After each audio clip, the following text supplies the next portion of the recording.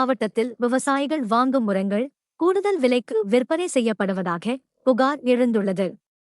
சில இடங்களில் ஒரு மூட்டைக்கு 100 முதல் 200 ரூபாய் வரை அதிகமாக வசூலிப்பதாக விவசாயிகள் குற்றம் சாட்டுகின்றனர். விழுப்புரம் மாவட்டத்தில் பெரும்பாலான மக்கள் விவசாயம் மற்றும் விவசாயம் சார்ந்த தொழிலில் ஈடுபட்டுள்ளனர். நெல், கரும்பு, வேர்க்கடலை, உளுந்து உள்ளிட்ட பயிர்களுக்கு விவசாயிகள் ரசாயன உரங்களை பயன்படுத்தி வருகின்றனர். விழுப்புரம் நகரில் 266 ரூபாய்க்கு விற்கப்படும் யூரியா சில கிராமப்புற கடைகளில் 300 ரூபாய் வரை விற்கப்படுவதாக கூறப்படுகிறது. மேலும் 1800 ரூபாய் மதிப்புள்ள பாக்டம்பாஸ் உள்ளிட்ட உரங்களும் கூடுதல் விலைக்கு விற்பனை செய்யப்படுவதாக விவசாயிகள் தெரிவிக்கின்றனர். உரக்கடைகளில் விலைப்பட்டியல் வைக்கப்படுவதில்லை என்றும் குற்றச்சாட்டு எழுந்துள்ளது. உரங்களை கூடுதல் விலைக்கு விற்பனை செய்வோர் மீது திடீர் ஆய்வு நடத்தி நடவடிக்கை எடுக்க வேண்டும் என விவசாயிகள் கோரிக்கை விடுத்துள்ளனர். மேலும் செய்திகளுக்கு திண்டிவனம் செய்திகள் சேனலை சப்ஸ்கிரைப் பண்ணுங்க.